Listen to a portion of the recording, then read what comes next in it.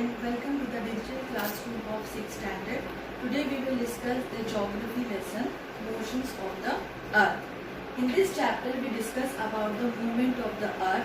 The subtopic of this lesson are rotation, revolution, solstice and equinox. The word motion is related to the word movement. It means the movement of object. So in this chapter we will discuss about the movement of the earth, how the earth moves, how the earth show the rotation and revolution, and what are the effects of rotation and revolution we will discuss in this lesson. But since in ancient times people believed that earth was stationary and other heavenly bodies moved around on it. But actually earth not only rotates on its axis as well as it revolves around the sun. Thus earth has two types of motion, one rotation and another one of revolution. So in this chapter we will discuss about these two types of motion, rotation and revolution. Before start the topic rotation of the earth, one question: what helped the earth to rotate and what helped the earth to revolve around the sun? The answer is axis. You very well know about the axis. The axis is an imaginary line which passes through its center, and this axis helps the earth to rotate from west to east direction. Look at it in this diagram. This is the position of axis, which is inclined or tilt, and it passes through the earth center and it passes through the earth center.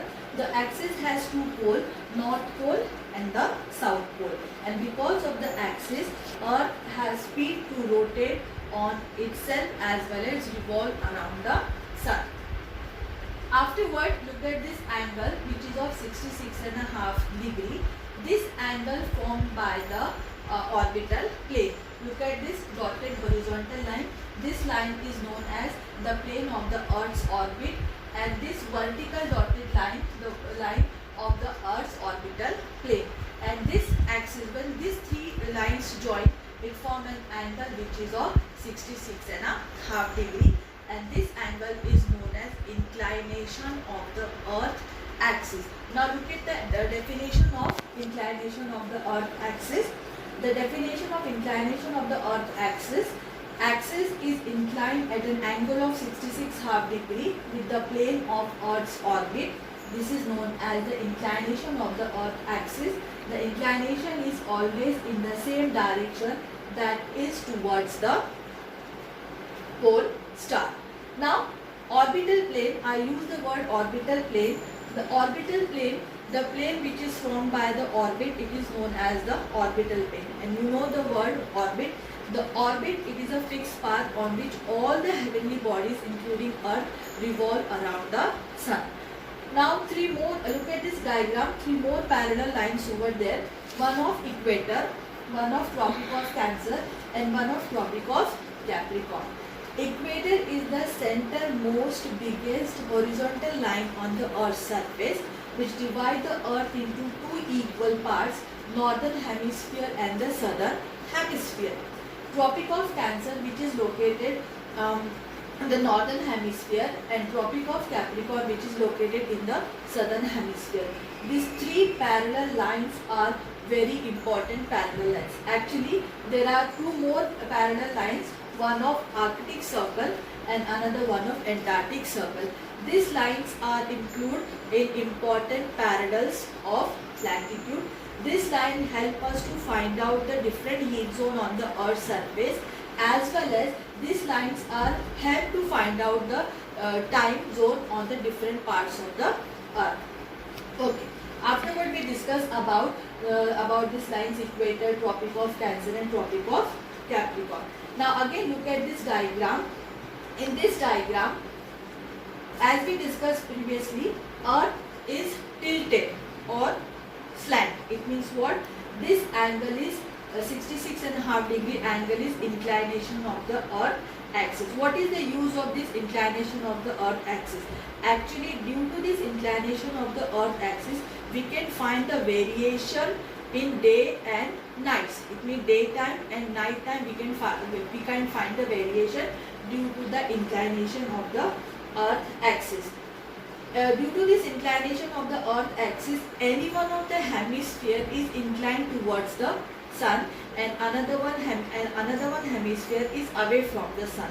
So which hemisphere is in front of the sun experience summer season, and the hemisphere which is away from the sun experience winter season.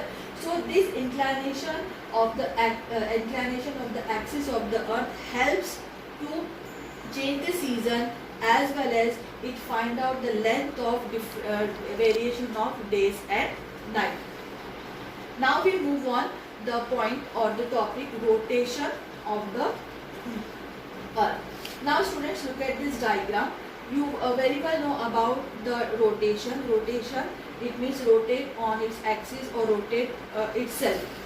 So when earth rotate on its axis from the direction west to east, so this axis help the earth to rotate direction west to east. It means, and that is why we experience sunrise and sunset. Okay. Rotation of the earth, it means this rotation complete by the earth, it takes the time 24 hours or 1 day. So such type of motion is also called the daily motion of the earth. The shape of the earth is spherical, not completely round. The shape of the earth is spherical. It means at a time only the half part of the earth is in front of sun rays. It means the half part of the earth receives sun rays and remaining half part away from the sun. So the part which is in front of the sun receive the light and experience day, and the part which is away from the sun experience night. Again, when the earth rotate, so the night part or the dark part come in front of the sun rays and experience daytime, and the day part away from the sun and experience night. And this cycle is continuously going on. So what are the effects of Earth's rotation? So there are some effects. It causes days and nights on Earth. It gives concept of sunrise and sunset. It causes tides twice a day, and it gives us a day of 24 hours. It means it's very helpful, the rotation of the earth, because it provides the sunrise and sunset. It gives a days and night on the earth, as well as very useful phenomena that it causes tides twice a day. So this is about the rotation of the earth. Now as you know that sun is the ultimate source of heat or light for the earth, but the shape of the earth is spherical. Okay, so as we previously discussed, the half part of the earth only receive the light, and the remaining half part experience night or not receive the light. But how we find out this? So for this purpose we need one more diagram, which is known as circle of illumination. Circle of illumination. Look at this diagram, circle of illumination. In this diagram you can find out the half part of the earth is in front of sun and the another part away from the sun. It means what? The part which is in front of sun receive light and experience day, and other part which is away from the sun experience night. But how can we identify? So we identify one imaginary line which is known as the circle of illumination. Actually, circle of illumination is an imaginary line which divides the lighted part from the darker one. Now look at the definition of the circle of illumination. The definition of circle of illumination: the circle of illumination is an imaginary line which separates the lighted part of the earth from the dark one, or the circle that divides the day from night on the globe is called the circle of illumination. Again, in this diagram you can find out the equator, Tropic of Cancer and Tropic of Capricorn, Arctic Circle and Antarctic Circle. So this circle of illumination actually again it gives the length of the days and night. Okay. Now afterward we move on the point of revolution of the earth. So revolution of the earth, this is the one of the most important movement of the earth. Why? Because when the earth revolves around the sun in a fixed orbit. Look at this diagram. In this diagram there are some arrows which indicate the orbit and the orbit shape. This make a shape like oval or elliptical. So this orbit is fixed, and on this fixed orbit or path the earth revolves around the sun continuously, as well as it rotates also at the same time. So what is the definition of revolution of the earth? When the earth revolves around the sun from west to east direction, this motion is known as revolution. Earth takes 365 days and extra 6 hours or 1 year to complete this revolution. That is why this motion is also known as annual motion of the earth. So what is the connectivity between the revolution of the earth and season? So before start this point, let me discuss the phenomena of season. What is the phenomena of season?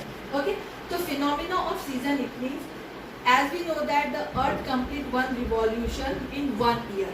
It means what we have to divide this period into four different seasons, like spring, winter, autumn or summer. So this 4 seasons we divide because of the revolution of the earth. So phenomena of the earth is totally depend upon the rotation of the earth on its axis, the revolution of the earth around the sun, as well as the most important inclination of the earth axis. So these are the some important point on which the phenomena of the season were depend. Now look at, in this diagram we you can see the 4 positions. There are 4 positions and there are 4 seasons also. We divide this stage into 4 seasons: summer, winter, spring and autumn. Now there are 4 positions: first, second, third and fourth. So this first, second, third and fourth position shows the position of the earth in different date wise. Like the first on 21st March, second 21st June, third position 23rd September and fourth position 22nd December. Okay, so according to this position we discuss step by step. So first we take the position second and fourth. We take the position, which position we take? Second position and fourth position. So this position, what word is similar? Solstice. In both positions there is a word which is similar, solstice. There is summer solstice, and in fourth position winter solstice. So what is solstice? What is the meaning of solstice? Actually solstice is a day when midday sun shines vertically overhead any one of the tropic, like either Tropic of Cancer or Tropic of Capricorn, and the duration of the day is the longest in that hemisphere. It means when the sun shines vertically any one of the tropic, previously we discussed Tropic of Cancer and Tropic of Capricorn. Tropic of Cancer is located in northern hemisphere and Tropic of Capricorn located in southern hemisphere. Now we first move on the position 4, which is of winter solstice. Now look at the winter solstice. In this case, look at the diagram. In this diagram, you can easily find out the southern hemisphere is in front of the sun, or we can say that the south pole is inclined towards the sun, and the north pole is away from the sun, or northern hemisphere is away from the sun. It means what? The direct sun rays received by the southern hemisphere half of the year. It means what? This hemisphere experience summer season, and northern hemisphere, because it's away from the sun, experience winter season. Now we previously discussed there is variation in the length of days and nights according to season wise. So what variation? Like if the southern hemisphere experience summer season, so the length of day is greater. It means 30.5 hours daytime and 10.5 hours night time. So it means what? Days longer and night shorter in southern hemisphere because it experience summer season. Just opposite in northern hemisphere. What? Because northern hemisphere is away from the sun, so it experience winter season. And what is the duration of daytime and nighttime in winter season? In northern hemisphere, the duration of nighttime 13.5 hours and daytime 10.5 hours. It means in northern hemisphere, nights longer and days shorter. Now, which hemisphere experience winter solstice? Definitely northern hemisphere experience winter solstice on 22nd December. It means northern hemisphere experience longest night and southern hemisphere experience longest day because it experience summer season. One more interesting thing, students, and that is India is located in the northern hemisphere and Australia is located in the southern hemisphere. The month of December is very well known about the festival Christmas. So we Indians or the countries those are located in the northern hemisphere, they celebrate the Christmas in winter season, but the country which are in southern hemisphere, they celebrate the Christmas in summer season. So this is about the winter solstice. Now we move on the position second, which is of summer solstice. Okay. Now the whatever we discussed in winter solstice, there is just opposite. Why? Because look at this diagram. In this diagram, now northern hemisphere or the north pole is inclined towards the sun, and the southern hemisphere or the south pole is away from the sun. Then what happens? Northern hemisphere is inclined towards the sun. It means it receives the light. If it is received the light, so it experience summer season. It means the duration of days and night definitely change.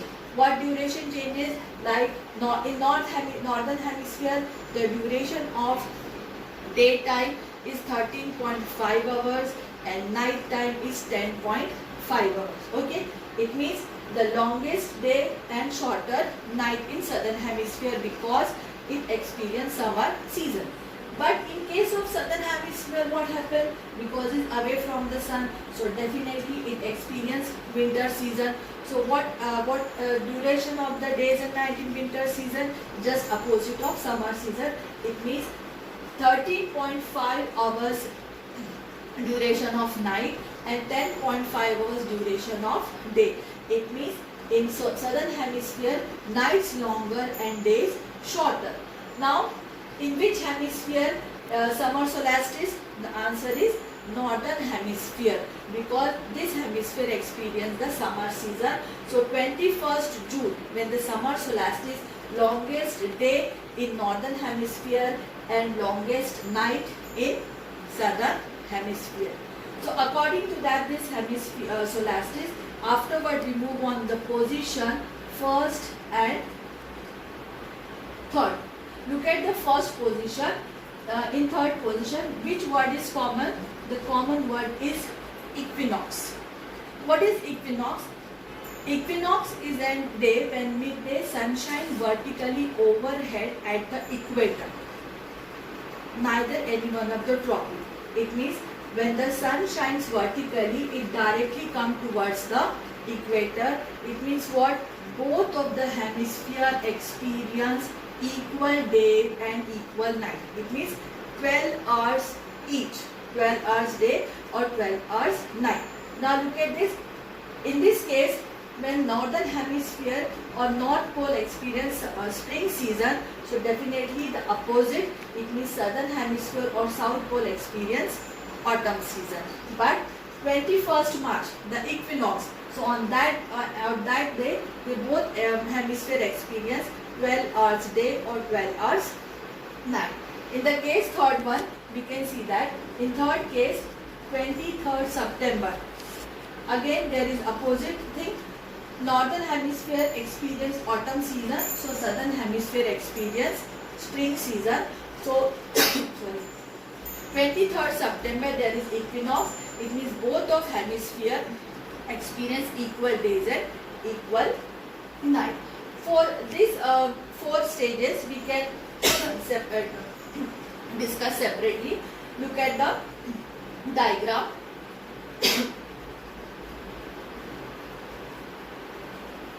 Yes, look at this. In winter solstice, we discussed previously what is winter solstice and what is solstice and what is summer solstice. So in case of winter solstice, first we discuss this parallel lines: equator, Tropic of Cancer, Arctic Circle, Tropic of Capricorn and Antarctic Circle. These all are parallel lines, and these all are very important parallel lines on the Earth's surface, because it gives the different heat zones, and it receives the different amount of sunrise, because the sun rays always incline, or the intensity of sun rays always different according to their position wise. It means the sun rays tilted towards the pole, so the intensity of rays always less. Now look at the equator.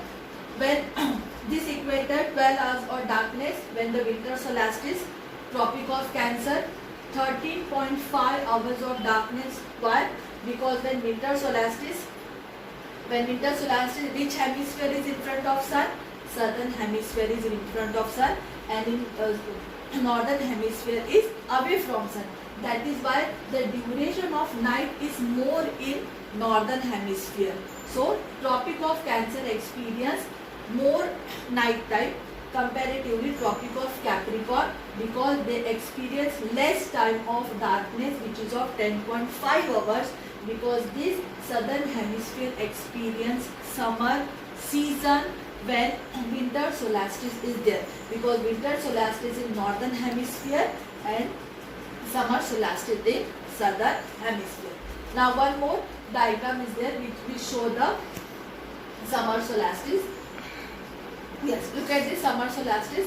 In this case, which hemisphere is inclined towards the sun? Definitely in this case, northern hemisphere is inclined towards the sun and southern hemisphere is away from the sun. Look at the darkness and light part.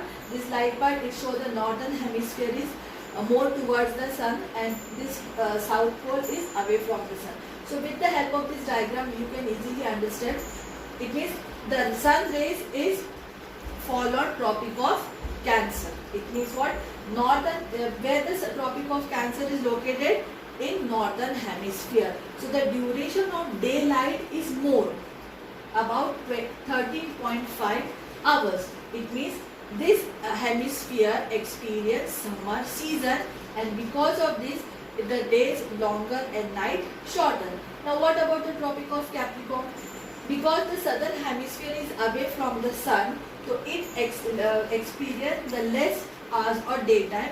It is about 10.5 hours. It means the Tropic of Cancer or the southern hemisphere, they experience shortest day and longest night, because there is winter season in southern hemisphere and summer season in northern hemisphere. So according to that, southern hemisphere or northern hemisphere, which hemisphere is inclined toward the sun, that hemisphere experience summer solstice, or another one experience winter solstice. Now one more diagram which represent the equinox. Now look at the equinox. This equinox, let's look at the equinox. As we discussed that equinox, yes, so we discussed about the equinox. Equinox, it means equinox is a day when the midday sun shines vertically directly at the equator. It means what? कि जो sun rays है वो directly equator के ऊपर आ रही है. Look at this. It means the both of the hemisphere experience equal days and equal night. Okay. So this is about the lesson. I hope you will understand. So thank you very much.